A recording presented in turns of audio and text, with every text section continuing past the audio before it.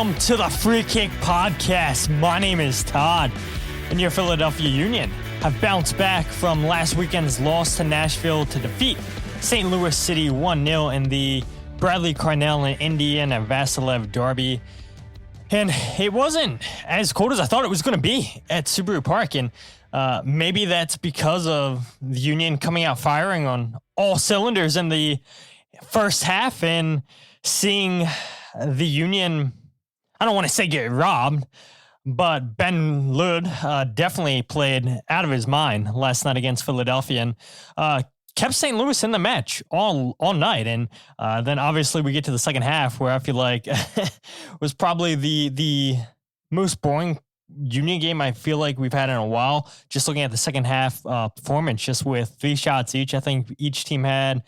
Neither goalkeeper was really tested. You had Jakob Glesnes at the start of the second half try that long-range shot from the center circle. And so, yeah, I think that pretty much sums up the second half. And then obviously you have Leuven for St. Louis City pick up a second yellow card, a stupid yellow card that he picked up, I should add, for kicking the ball away after the referee had blew the whistle. And, you know, I thought maybe there was a moment there where, okay, you could see this potentially coming back and haunting the Union for not capitalizing on their chances in the first half. And could that potentially lead to the Union potentially conceding the equalizing goal? And to their credit last night, nope, the Union defense, they held strong, and the Union come out with a 1-0 victory, and it's down to Miami this upcoming weekend.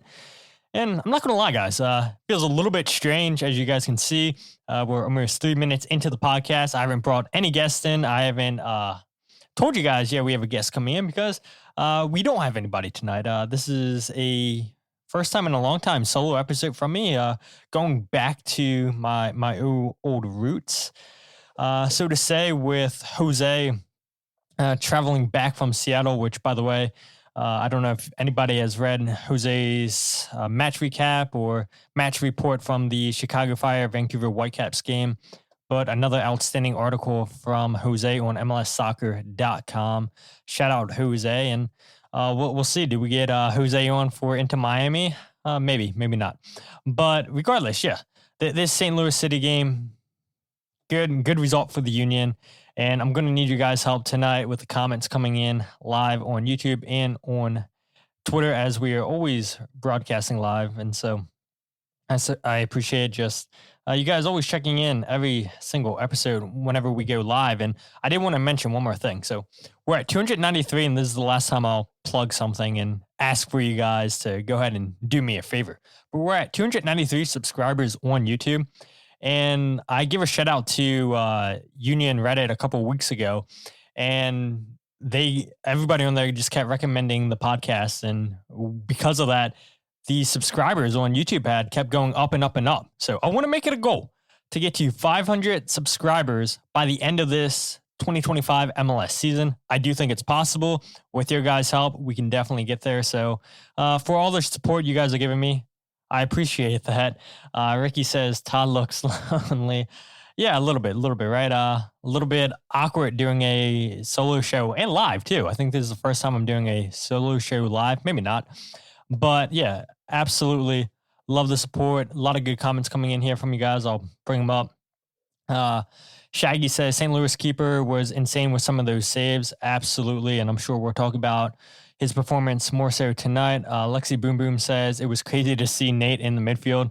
Yeah, Lexi, stay tuned because I have comments from Bradley Carnell and Nathan Harriel coming up about Nathan Harriel playing as one of the 2 10s in the formation last night. Shaggy says, considering the circumstances, love that lineup. And I guess, that's probably going to be the point that we come up here soon with Shaggy talking about the lineup. But yeah, I thought when I started the show talking about the Union dominating St. Louis in the first half, they outshot St. Louis 15-2, which was an insane performance by the Philadelphia Union there. We talked about Ben Lund keeping St. Louis in the game. He finished the game with 8 saves, and spoiler alert, get a pick for MLS Player of the Match Day. I get 2 picks actually with being in NSAR. So I did put Ben Lute as my second choice. I thought he had a fantastic game, and I forget who I picked for number one. But yeah, even though St. Louis lost, there's no reason why St. Louis should have been in that game for as long as they were, other than the goalkeeping. Outstanding goalkeeper that Ben Lute was on the night. You go ahead and look. I thought this was probably a must-win game for the Union, and I had said this on AAT Sports' Across the Pitch last night with Mike Barrera and Kyle Omni. If you guys haven't checked out that episode, I'll go ahead and leave a link to the show description.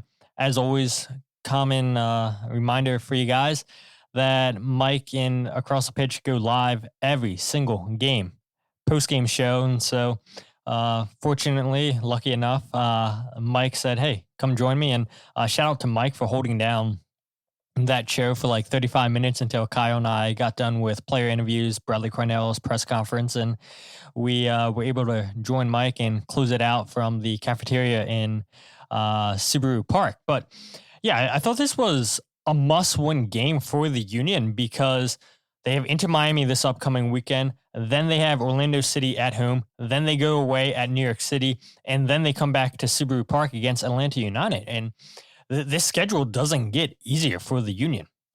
You lose a game against Nashville where, I don't know if you guys saw this, and this probably should be Blunder of the Week. Pro referees came out and said that the referees got both penalty calls, that one that went against the Union, and then the penalty given on Hani Mukhtar. They said both of those were the incorrect calls. And if you guys listened to last week's goals breakdown video, I had actually said that Hani Mukhtar, the challenge by Jakob Glesnes was a penalty. I thought Glesnes was late, but I guess that's the reason why I'm not a referee. And pro referees come out and say, yeah, the referees dropped the ball on that one. Doesn't do the Union any favors. But yeah, with dropping that game against Nashville last week, I thought this was a must-win game. And the Union do take care of business. But again, I mean, you're short-handed because of all the players away on international duty. Aluatu Makanya is out with a red card. Marcus Anderson, he's pretty much a non-factor. He's been injured the whole season, dealing with an ankle injury. And it is a little bit fortunate for Marcus to, be injured, because I think this would have been an opportunity for him to get into the starting match day squad. You saw Stas Kazanowski, I'm probably pronouncing that last name incorrectly, sign a short-term call-up from Union 2 to be on the bench last night for the Union. He was the 2024 53rd pick in the Super Draft, I believe it was. And so I think that could have been a role that Marcus Anderson would have been in place for if he would have been healthy. And unfortunately for him, he's not been healthy this season. And so Stas takes advantage of an opportunity, makes the match day squad, doesn't come in. But yeah, it's a big honor for him to sign a Union 2 contract this season after having an outstanding career at Penn. And yeah, finds himself on the Union match day squad 5 games into the season. And we'll see if he comes up and has any more opportunities, maybe US Open Cup, who knows? We'll see what the Union do with that competition here in a couple of weeks. But yeah, I mean, the Union took care of business. They needed to take care of business against St. Louis City, and it wasn't the prettiest of games. It was sloppy at times, but it doesn't matter. 3 points is 3 points. However you get 3 points, Bradley Carnell and that coaching staff and the players are going to be happy with that. And yeah, the first half, the Union should have had multiple goals, but goalkeeping kept St. Louis in the match all game long. Bruce chiming in here says, great all-around team performance. Glesnes was a beast. Also, great surprise in my season tickets today with the additional game against Eintracht Frankfurt. That's a good reminder too, Bruce. So I don't know if Union fans saw this, but August 2nd, I believe the date is. Somebody in the comments, correct me if I'm wrong. The Union, one of the free games that season ticket members get is a friendly against Frankfurt, which could see the potential return of Paxton Aronson during the summertime for Frankfurt, unless he gets sent down on loan again. But I think that should be a pretty interesting match to see a pretty high level German team come in here as they get ready for the Bundesliga season. So I would imagine that you would probably see some of their star players as they want to get up to match fitness. But again, don't want to get too ahead of ourselves. But yeah, Jakob Glesnes, Bruce, fantastic on the night. Ricky says, if Glavinovich gets 90 minutes, who are the two starters after how he has looked? We'll get to that in a second, Ricky. I'll store that comment so I don't forget. Shaggy says, agreed, must win with Miami coming up. I appreciate that. Shaggy also says, has Damiani done enough to start over Ua? I think so. Again, another great comment. We'll talk about that in a minute. Ricky says, I imagine unlike Jim's subs, if they had scored a second goal, we would have seen more than two subs. Interesting that Rafa was first off the bench when he's apparently not better than Kevin to be in the 20. Also an interesting point, right? That Jeremy Raffanello makes his first appearance on the season, the first substitution, as Ricky points out there. And yeah, we had seen Kevin Sullivan the last few weeks be in the starting matchday squad or be in the matchday squad ahead of Jeremy Raffanello. And yeah, because of circumstances, you see Raffanello in there, which, by the way, I think one thing that surprised me looking at the starting lineup, I thought Alejandro Bedoya was going to be a lock to start this game. I thought there's no way that Bedoya doesn't play in this game. You could play him as one of the 10s. You can go ahead and play as one of the 6s. And instead, no Bedoya in the matchday squad. And so that raised a lot of questions. I know myself and other people, other media members were trying to get answers. And I believe Matt DeGeorge eventually did get an answer from someone. And they said, yeah, Bradley Carnell will address that after the game. We did get a comment from Bradley Carnell, and he said, yeah, Bedoya had a family commitment. Now, whether or not Union fans want to believe that or not, that's up to you guys. I'd seen some people say that Bedoya was at his brother's wedding, which would check out, right? You only get, hopefully, one wedding, and that's a pretty big deal for any family. And so I could see why, if that is true, why Bedoya would want to show up for that. But again, I think that this could have been a game that Alejandro Bedoya would have potentially started just with so many players away. Lexi says, we really need to win against Miami to put a gap between us and them. Yeah, the Union are in first place right now. They played one more game than Miami, but yeah, that game against Miami will be pretty important. Shaggy says, who had the Union with 12 points out of the first 5 games? Not me, but I'm loving it. Yeah, this team full of surprises, right? I mean, you start the season 3-0, drop one against Nashville, get out coached by BJ Callahan, I would say. And yes, I know, don't want to rehash old topics, but referee decisions go against the Union. And unfortunately, you see, the Union drop a hard one, and then they come back against St. Louis in a must-win game, like I had started off saying. Shaggy also says, Bedoya was Jim's boy. Indiana has taken that spot under Carnell. Absolutely. But another player I would say that's taken that spot under Bradley Carnell is Frankie Westfield. Frankie Westfield obviously away on international duty, which paved the way for Olivier Bizot to start this match. And we'll get to Nathan Harriel starting in such a unique position here in a bit. But I think those two players, absolutely, Shaggy. Andy Vassila obviously comes over from St. Louis City. And then Frankie Westfield, prior to going away on international duty, had started the first 4 games of the season. Now, granted, Nathan Harriel had missed all of preseason, played 90 minutes against New England Revolution 2 with Union 2 weeks ago, plays 25 minutes last week against Nashville, and then obviously plays the 90 minutes against St. Louis.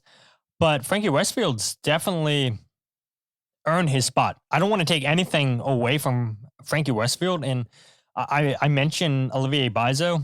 I'll bring him up here in a little bit because I'm sure the next topic that we talk about with the depth pieces stepping up when they needed to step up.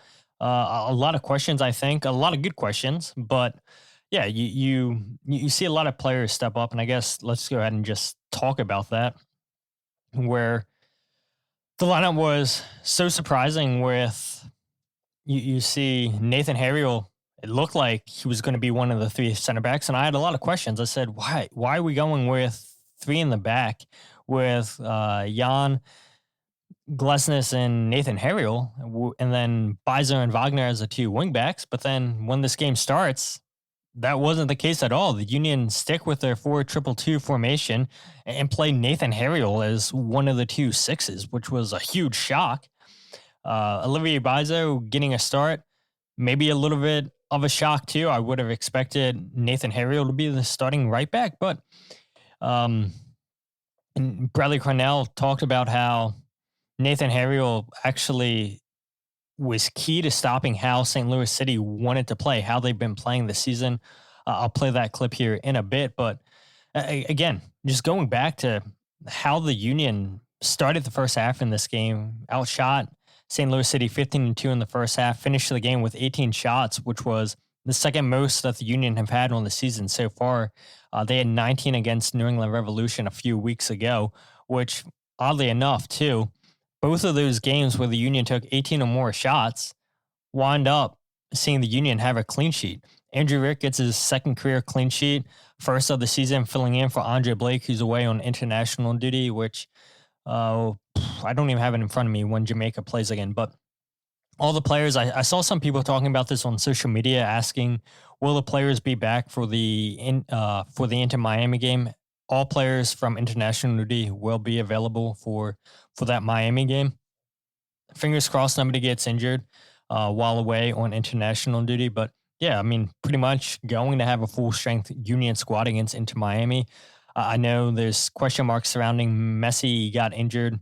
A abductor injury was that he suffered last week against Atlanta United. I think I put that in my match report. I can't remember. Somebody in the comments remind me what Messi's injury was, or I can try to pull that up here. Yeah, abductor muscle injury against Atlanta United last weekend. But yeah, I mean, just so many people stepping up, and players did need to step up. And again, I saw comments from you guys tonight talking about Jakob Glesnes having a big game, Nathan Harriel having a big game, and we'll talk about them separately here in a bit. But you see Bruno Damiani get the first start of the season. Andy Vasilev, Andrew Rick, as I mentioned, Ian Glavinovich, Harriel Bizo, they all make their first start in this season. And on paper, this is the deepest squad that they've had in a while. And this was a big opportunity for players to step up and prove that they should be pushing for a starting 11 role. And I think that's a good situation for Bradley Carnell to have, right? He talks about players being brave, pushing each other. Competition's good for the squad. And last night, when you see an Indiana Vasilev, who was a mainstay during Bradley Carnell's time in St. Louis City, Bruno Damiani, it's only a matter of time before he starts starting regularly. The comment that came in from Shaggy, I think it was, right, where you had mentioned, should Bruno start starting? And I'd imagine with Ty Bariba is who you're going with, and I think that's who everybody in the comment section would agree should be starting is Ty Bariba and Damiani. But Bruno looked pretty deadly. Good hold-up play last night. Got himself in some really good opportunities. Was unfortunate not to get a goal last night. Again, Ben Lund played out of his mind for St. Louis City. For St. Louis City, yeah. Why did I think I said Cincinnati? St. Louis City. And yeah, I mean, I think there is a real possibility that he should start against Miami just because of how well he played against St. Louis last night. Union have 72 shots on the season, which is tied for the third most in MLS. 31 shots on target, which is the most in MLS. They average 43.1 shots on target per game, which is the third most in MLS. And so the point I'm trying to make is this is a team that creates a lot of chances. They had 18 shots last night, and for a team that was missing 7 players on international duty, 1 player because of a red card, players stepped up when they needed to. And now that makes Bradley Carnell's starting 11s even more difficult because, Ricky, I think you had mentioned the comment, and again, comments are coming in. A lot of them, I appreciate you guys helping me get through the show, doing a solo show. But what does a Bradley Carnell do with Makanya being available against Inter Miami? Jan playing as well as he did against St. Louis last night. Jakob Glesnes having his best game in the season, maybe his best game since he won Defender of the Year back in 2022. I mean, it's good decisions and choices for Bradley Carnell to make and have. Eric says, I'm glad Rick got the clean sheet, but he really wasn't tested much. No, he wasn't. Only 5 shots in this game by St. Louis. Rick only had to make 1 save. But again, that talks about how well Jan and Jakob Glesnes played on the night. Andy Vasilev and Jovan Lukic playing as the 2-6s. And yeah, I mean, I think it would have been fair to ask, okay, what's this team going to look like with Stanley John Jock away on international duty? In Indiana, Vasilev filled in seamlessly with Ian Glavinovich. Brendan says, it felt like we were in a diamond with Nate on the right on the diamond. And I do agree with that. In moments in the game, it did seem like the Union were playing that way. But if you watch, Nathan Harriel was playing pretty wide a good majority of that game, as was Quinn Sullivan. You didn't really have anybody controlling as a 10 in this game. You're always going to have your strikers drop in. Comment, was Harriel a 6 or an attacking midfielder? Definitely an attacking midfielder. I feel like I'm definitely going out of order here with these comments. Again, lots of comments coming, and I'm appreciate it, guys. And if I'm missing your comments, that's definitely on me. Beiser is a guy, number 3 and massive trade bait. And I'm glad you brought that up, Ricky, because I thought Olivier Beiser had a good game. And I said this last night on Across the Pitch, where if Olivier Beiser has a quiet evening, if you're not talking about him, then that tells you that he's doing his job. That's what you want with Olivier Beiser, because I feel like so many times in the past when we're talking about Beiser, it's because he's making mistakes. Yes, he's had moments like against Nashville last season away, where him and Bedoya, I believe it was, or him and Sullivan combined on the right-hand side with Julian Kranza scoring the go-ahead goal, a game-tying goal. I can't remember now, but he had a big moment there. And of course, we're talking about Olivier Beiser doing something positive, but more times than not, when people mention Olivier Beiser, it's because he's done something negative. But it brings up the point. Once Frankie Westfield comes back from international duty, I do believe he is one of Bradley Carnell's guys. Does he go straight into that starting 11 again, or does it go to Nathan Harriel? Nathan Harriel, we know, has been a staple the last few years under former manager Jim Curtin. But does Bradley Carnell feel the same way? He plays Nathan Harriel in a different formation. I don't think we'll see Nathan play that position going forward. But it is interesting to see that, okay, Bradley Carnell has enough trust in Nathan to play him in a spot that he's never played in before. Eric says, Beiser definitely showed that he shouldn't be a starter and instead come off the bench as needed. And I think that's a fair point, Eric. I think that's always been the case with Beiser, where if you're down a goal, if you're chasing a goal, have Beiser come off the bench. And he's good going forward. He has pace. He can beat you on the dribble. Defending has always been his biggest question mark. And yeah, maybe Olivier Beiser still does have a role in this team. Maybe it's more so coming off the bench. And don't forget, the Union had signed Olivier Beiser to a contract extension last season towards the end of the year. I believe he signed through 2026. I don't have the contracts in front of me.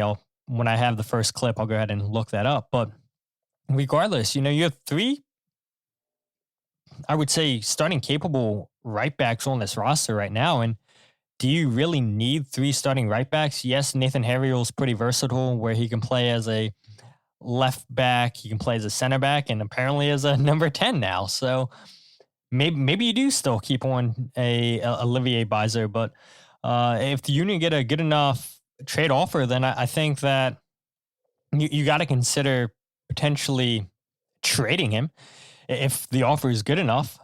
But going back just to the depth stepping up for this team, 10 assists the Union have in MLS, which is the second most. That's tied. They're tied with Chicago Fire for the second most goals, 12. And again, I mean, they created chances last night, and whether it be an Indiana Vasilev, Jovan Lukic continues to create chances for this team. Kai Wagner is always going to create chances. Bruno Damiani created chances. Mikael Orr. I mean, every single player stepped up in the attack. And I know, I mean, looking at just a 1-0 game, you would say, well, maybe the Union didn't create a lot, but that's not the case at all. I mean, the goalkeeping, again, and that's been something I feel like I've talked about half this episode. It was that good last night. A guy who's going to be seeing a few more games for St. Louis City because Roman Berkey's out with that fractured hand, and it didn't look like St. Louis City were missing much in the goalkeeping department. But so I can go ahead and take a drink of water and catch my breath here. I'm going to go ahead and play this first clip. This was Bradley Carnell talking about the depth stepping up on the night and how the Union just continued to keep creating chances the last few weeks. There was some good combinations happening. I thought we could create a little bit in transition as we did, and some service from Kai, or whether it was over the right hand side from Mbaizo. Also, I think we had some really nice moments. And again, listen, we've been creating a lot over the last couple of weeks, and we've shown this with one stack of players, and now we showed it tonight with another set of players. So, I'm just happy that we are continuing to create and play fluid, attacking football. And I'm enjoying every process with the guys, and it was fun to watch. And so I looked it up. Olivier Bizo is signed through 2026 with options for 2027, 2028. So, yeah, I mean, if the Union were potentially to trade Olivier Bizo, a team that's going to take on that contract knows that, hey, look, we have him signed through essentially a year and a half, and then we have 2 option years if a team wanted to take that. I'll be curious to see what his numbers come out at in spring once the MLSPA releases the salary guide. But yeah, Bradley Carnell pretty much talks about it right there and loves to see what this team's creating. And they've been creating nonstop. And yes, 1 goal is the fewest amount of goals that they've scored this season. They did it last week as well against Nashville, but it's not like this team isn't creating chances. And I think this would be a completely different topic, a completely different discussion where, okay, are you guys concerned that it's been back-to-back weeks that the Union have only scored 1 goal after starting the season, scoring 4 against Orlando City? They scored 4 against Cincinnati, and they now score back-to-back 1 goals in these last 2 weeks. And I don't think that that's a concern because they are creating chances. Nashville, they didn't create too much, but they had opportunities. But yeah, it was just good goalkeeping this week against St. Louis City for the Union. Ricky had mentioned Raffanello making his appearance off the bench. We had talked about, a lot of choices now for Bradley Carnell in that starting 11, but yeah, all in all, you'd love to see, not much of a drop off from the regular starting 11 compared to the players that played last night coming off the bench, which, players coming off the bench and actually making their first start of the season. You guys have mentioned him all night long. That is Nathan Harriel shining in a unique role. Again, I talked about it a little bit where I thought that Nate was going to be one of the 3 center backs and winds up being the second number 10 in this formation. And I thought Nathan Harriel was fantastic. Has to have been the first time that he's ever played that position ever in his career. And even when Jeremy Raffanello came off the bench and Ian Glavinovich came off, Nathan Harriel then switched to left center back, and Raffanello went to one of those 2 10s. And you have so much versatility in Nathan Harriel. And yeah, I think there was moments, and Quinn Sullivan talked about this, where Nate wasn't always up to speed with the pressing cues. He would press when he wasn't supposed to press. It was supposed to be a striker pressing, but that's to be expected for a player that's never played this position before. He's still getting caught up to speed with his team. He's normally a right back, and the pressing cues are a little bit different than what they were under Jim Curtin. But I don't think Nathan Harriel had a bad game at all. I think Nathan Harriel was probably one of the best players on the night, and yeah, he had a couple shots too, right? So Nathan Harriel is always going to be dangerous on set pieces. He's always going to be a great defender. But the one thing too that Bradley Carnell talked about is Nate played because of his speed. St. Louis City want to play out of the back. They want to go ahead and just play down the channels. And you bring in a natural defender in Nathan Harriel, a quick player in Nathan Harriel. He's going to go ahead and shut down some of those attacks. And that's exactly what we saw throughout the night. And Eric says right here, he says, they should have scored up a man, but we also had Dano and no Baribo. So I kind of get that. Yeah, exactly. Going back to the depth, stepping up. But again, I don't want to take anything away from the goalkeeper. I mean, Damiani had a chance. Uwa had a chance last night. There was so many chances that the Union could have scored, but it was good goalkeeping. Last time I mentioned goalkeeping. Harriel in a unique role, that defensive attacking midfielder. Yeah, you're right. I mean, so weird that playing as one of the 210s, you want to be more the creative player. You want to be staying out wide. You want to have those good combination plays like we see with a Daniel Gaza, with a Quinn Sullivan. But it really wasn't the case with Nathan Harriel. I mean, he was truly in there as a defender to close down the ball quickly, and he knew his role, and he did it well. And in my match recap that I wrote, I had included audio and the quote from Nathan Harriel talking about, he just did his role. And he said, there's, at the end of the day, wherever you get played, there's no excuses to make, whether or not you're playing in a different position or not.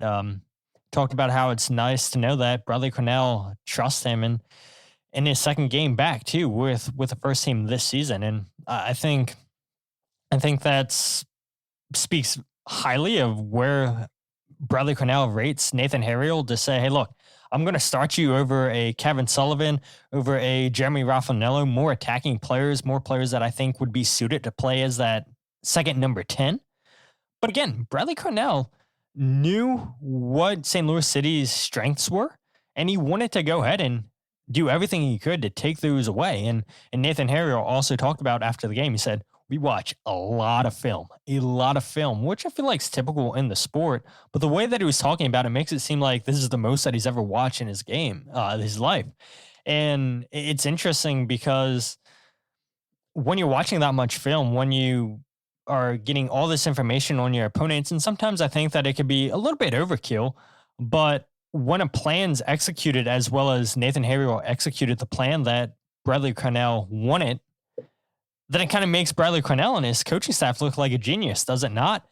But again, I mean, Nathan Harriel was fantastic on the night, and I'll go ahead and play the second clip here about Nathan Harriel's performance according to Bradley Carnell and just what he saw overall from Nate at the number 10 position. Nate serves a dual purpose. He's excellent in the air for set pieces.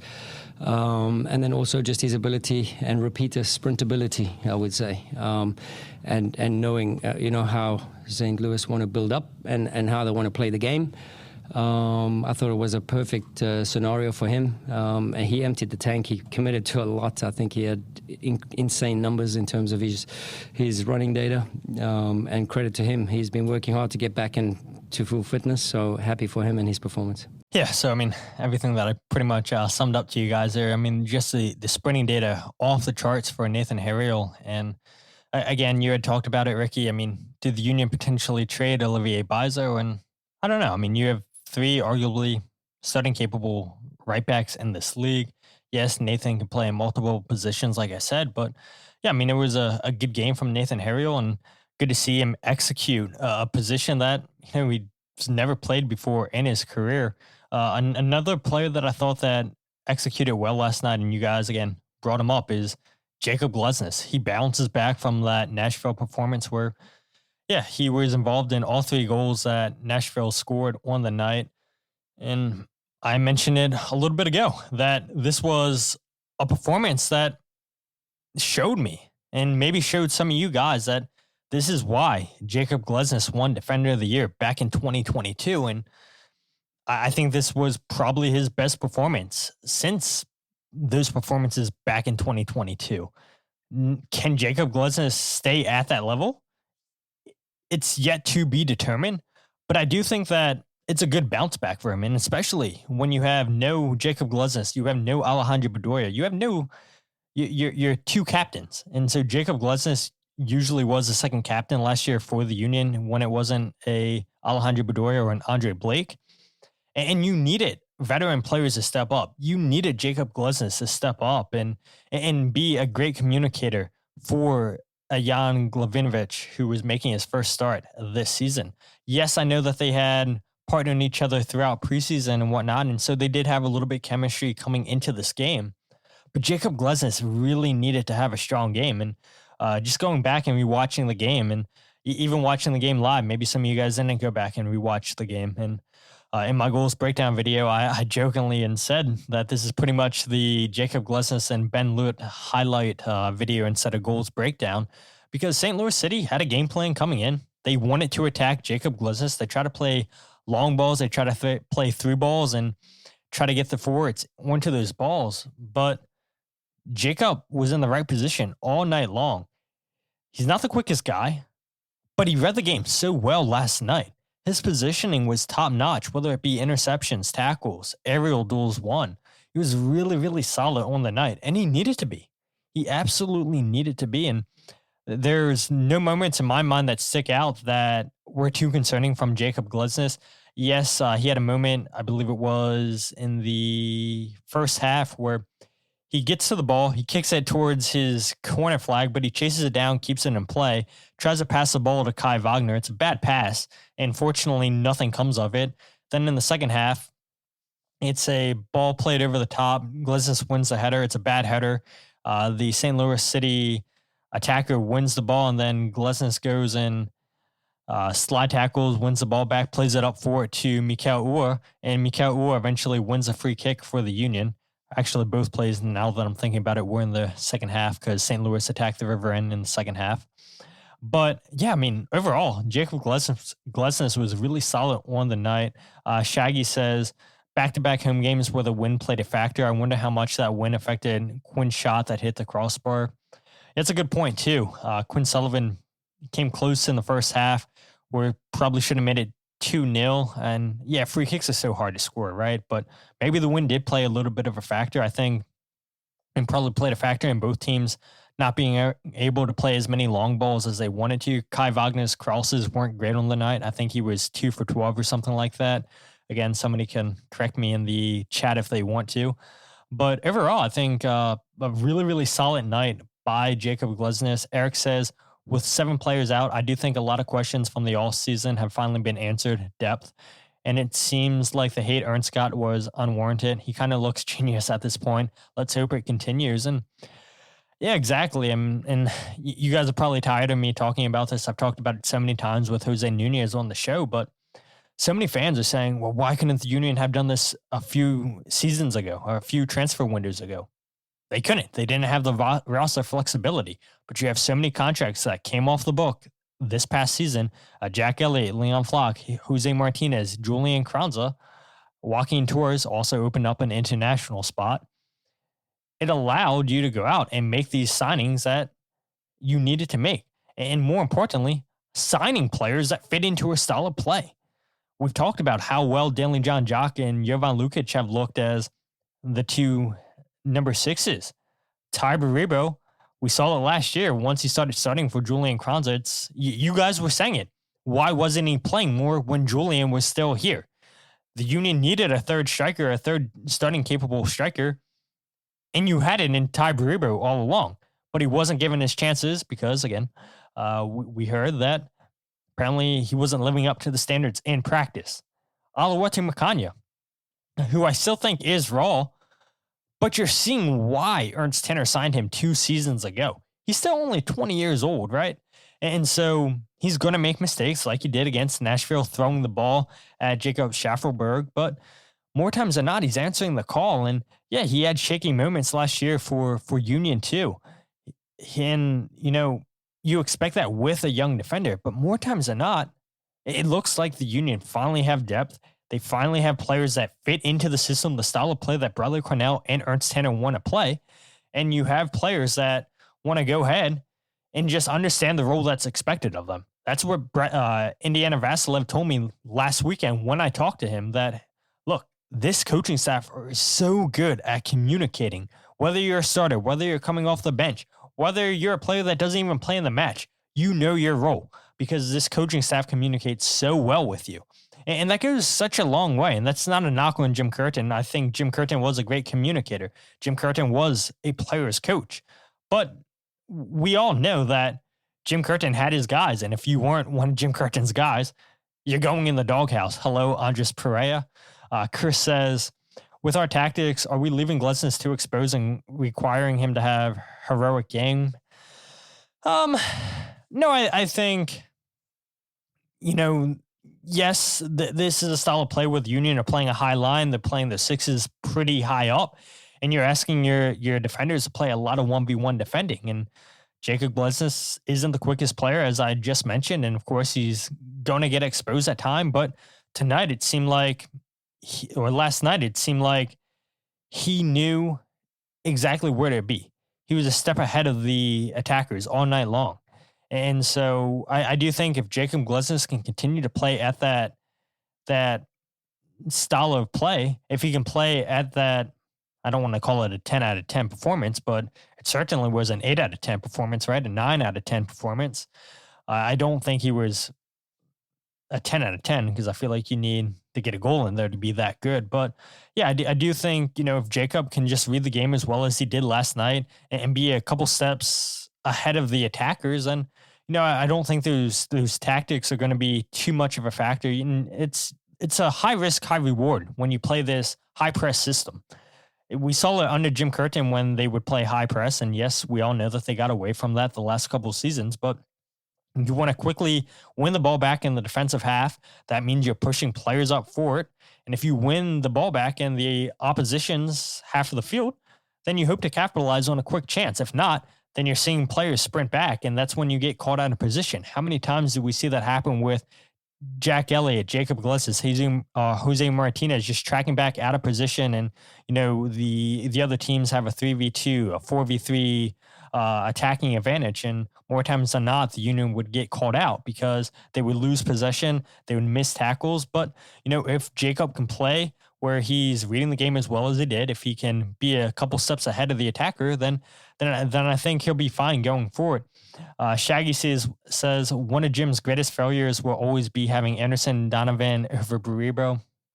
Again, I feel like that's been talked about so much, and I see that comment all the time on social media, and there's no denying that whatsoever.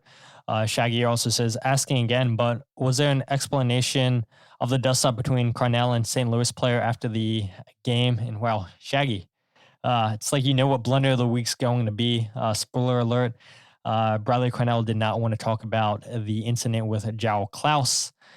Cole mentioned no, Carnell declined to comment. But yeah, I mean, an interesting moment there at the end of the game. Again, we'll save that for Blunder of the Week. But all in all, Jakob Glesnes was fantastic on the night. And this is what Bradley Carnell had to say about Jakob's performance compared last week against Nashville to now this game against St. Louis City. Jakob's committed to this process, and he was excellent tonight, and he was a true leader. He played with passion and pride, and you could see he wanted to right something that he thought went wrong last week. So I'm proud of him, as I am the whole group.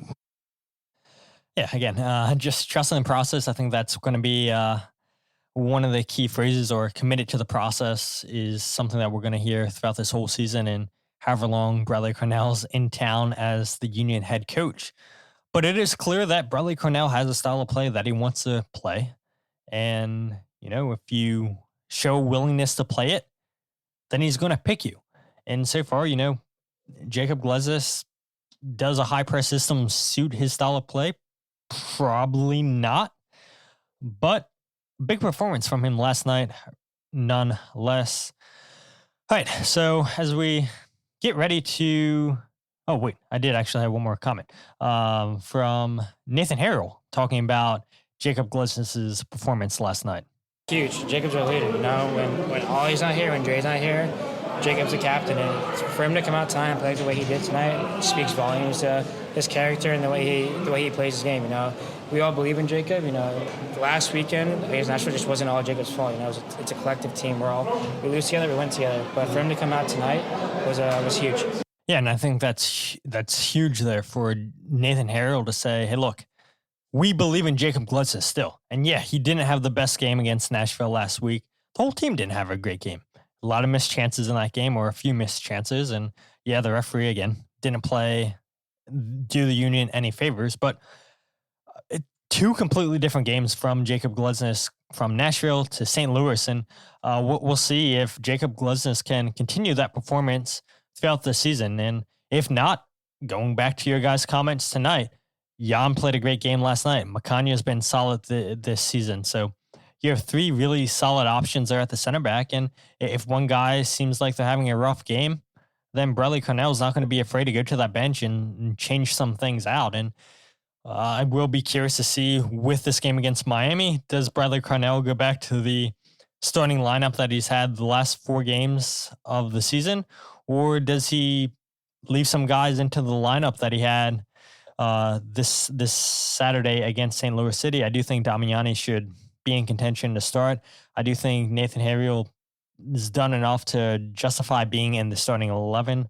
As Bradley Carnell talked about, you guys know, you guys are smart people. Nathan Harriel is such a dangerous player, whether it be attacking or defending set pieces. And I do think he's one of the best defenders on this team. So a lot of tough decisions for Bradley Carnell to make with the upcoming match against Inter Miami. But let's go ahead and talk about 3 stars, and then we'll get to Blunder of the Week. Number 1, got to go to Jan. Scores a goal, plays 71, 72 minutes. I thought he was really, really well positionally, just like Jakob Glesnes. He had 3 interceptions, 2 ball recoveries, 2 out of 2 aerials, 1. Really, really good start for Jan. Should be in contention as well, in my opinion, to play down in Miami. And, you know, if Messi does play, don't you think Jan, coming from Newell's Old Boys, would want to play against the club that started Messi's career? That would be an honor for him to start. And, you know, I think he would play with extra motivation to get the chance to say, look, I played against Lionel Messi, that I played against my childhood hero, because that's what everybody from Argentina says. So again, I think Jan played an excellent game. Number 2 on the night, Jakob Glesnes. We just got done talking about him. 2 out of 2 tackles, 1, 7 interceptions, 3 ball recoveries, 4 out of 5 ground duels, 1. Outstanding game from Jakob Glesnes. I hope for his sake that he can continue to play at this level. And it might not be every single game, but if we can see more performances like that for Jakob, then I think there will be less and less fans calling for Jakob not to be in the starting lineup. Less and less people saying, hey, look, move on from Jakob Glesnes at the end of the season. And maybe the Union do move on from Jakob Glesnes at the end of the season. Don't forget that he is only signed through 2025. He has an option for 2026. Again, the MLSPA salary guides aren't out yet. They should be out sometime in the spring. And I'll be curious to see what Jakob Glesnes' numbers at. Last year he made $1.1 million, and that's a lot of money for a center back. And with the way that Jakob had played the last couple seasons, probably hasn't justified that contract. And again, this is what happens when you have a team that did as well as the Union did back in 2022. It justifies giving players a pay raise, and when they don't live up to those expectations, then those contracts start to look pretty bad. But if Jakob can get back to the way that he played last night, then that contract doesn't start to look as bad. And then Kai Wagner, star number 3 on the night. Kai's been a solid player all season long for the Union. 1 assist, 2 chances created, 16 passes in the final third, 1 out of 1 tackles, 1 interception, 7 ball recoveries, and 2 out of 3 aerials, 1. And speaking of Kai Wagner, he has 4 assists now on the season. I think it's 5 assists if you count MLS secondary assists, but I never like including them. So 4 true assists for Kai Wagner, 3 set piece goals Union have this season. And I think that won you guys free nuggets from Chick-fil-A for people living in the Philadelphia area. Getting back to the comments, Shaggy says, Damiani definitely starts, and I think Jan over Macanya. Cole says, Harriel in for Frankie, Jan in for Alawetu, Damiani for Uwa. Yeah, I agree 100% there, Cole. Shaggy says, yep, Damiani over Uwa def, and I believe Macanya goes to the bench with Jan starting.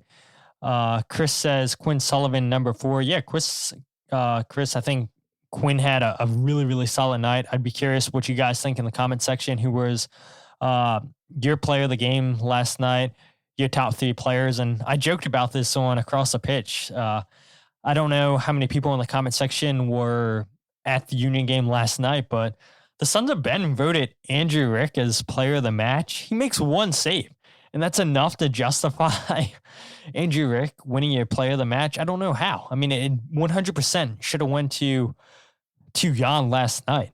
The one thing I would say, going back to your comment, Chris, about Quinn number 4, well, we all imagine that Daniel Gazdag goes back into the starting lineup against Inter Miami. But you had mentioned it, Shaggy, that Indy seems to be a favorite of Bradley Carnell. They had a great relationship. My conversation with Indy, yeah, I can tell that they have a special relationship between each other. I do wonder, when does Indy start getting starts in the starting 11, playing as a number 10? He played as a 6 last night, and I would imagine that Quinn Sullivan would be the player that Indiana Vassilev would be pushing for. And again, Bradley Carnell says competition's good, and the harder these guys push each other in practice, it's going to make it that much more difficult for Bradley Carnell to choose a starting 11 week in, week out. Jillian says, Rick seemed to be telling the Sons of Ben as he left the field he only had 1 save. Yeah, I mean, it makes no sense to me why the Sons of Ben voted Andrew Rick as the player of the match. Cole says, in my opinion, he wasn't great against Nashville. I also, Frankie Westfield, I imagine you're talking about, Cole. I agree 100%. That's why we saw Harriel come in. I also think Harriel deserves a shot in his actual position to earn his spot back. Shaggy says, Jakob Glesnes should have been player of the game. Agreed. Ricky says Indy wants to stay in the national team conversation as well, and that's why he left St. Louis. Yeah, and that's what Matt Baker told us, I believe, or did somebody else tell me that? I believe that was Matt Baker who told me that the last episode. I don't remember. But yeah, I mean, 24 years old, you're Indiana Vassilev. Playing time was going to be pretty scarce in St. Louis, a different coach, a new system, and comes to a team in Philadelphia and knows the system, knows the coach, and wants to be in the national team conversation. And when you look at how this U.S. team's played throughout the Nations League, it's a lot of players that are constant call-ups with a national team that I think should be uncomfortable going forward, that their spot should feel in question with how poorly the U.S. played this Nations League against Panama and Canada. Cole says Quinn over Daniel Gazdag for his starting 11. Brendan says bad luck for U22 Sully to not start over Indy. Jillian says also Rick was very aggressive on the drum at the end. Gotta love it. I think one of his teammates mentioned that. Haha. Yeah, it was Quinn Sullivan. He mentioned it, said that Andrew Rick needs to get better rhythm because I think Andrew Rick was a little bit nervous, just going way too fast there with the beat. But hey, look, I respect it. John says, hey, John, thanks for checking in. Says United States men's national team look like the 2024 Union. Yeah, it's a really good point. A lot of players on that team look like they don't care.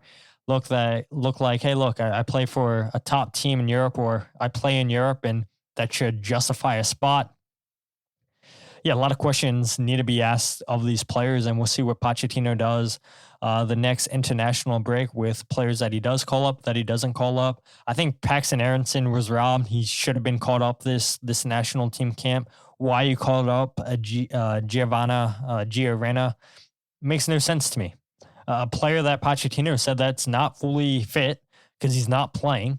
And if deciding a goalkeeper, you're going with somebody that's constantly playing, then one, why do we call up Matt Turner when his situation in England's not working out? Two, Reina's situation in Dortmund's not working out. So why do we call these guys up if they're not constantly playing? And you want players that are constantly playing at their national team. And so I'd be curious to see what happens with Matt Turner in the summertime.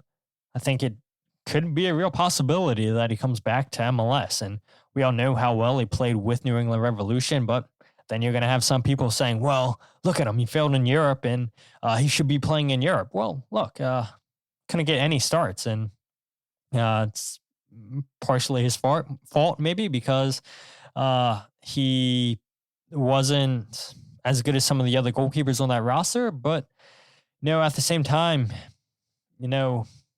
situations went against Matt Turner, and it's unfortunate for how his tenure in Europe's been going.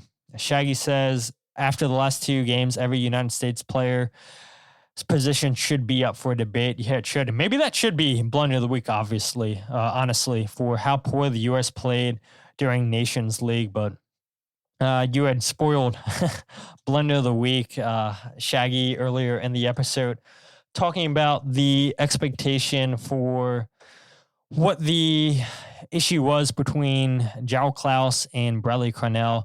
And so I really wish this was a moment where I was recording. I don't know if anybody has this. If you guys have seen this video on social media anywhere, I would love to give it a retweet or put it in the show description so people can go ahead and watch this. Definitely wasn't caught by the Apple TV cameras, but essentially the whistle blows. Bradley Carnell goes and shakes hands of the coaching staff of St. Louis City, shakes the hands of some players, and then you see João Klauss sprinting over, and then he bumps right into Bradley Carnell, and they start having a conversation. Things look like it starts to get heated, and you see some St. Louis City players just pull Klauss away from Bradley Carnell, and then Klauss goes straight down the tunnel. Such an odd situation, but yeah, totally uncalled for. So Klauss gets my Blunder of the Week. Yeah, not good. Yeah, not a good moment at all. So concerning that.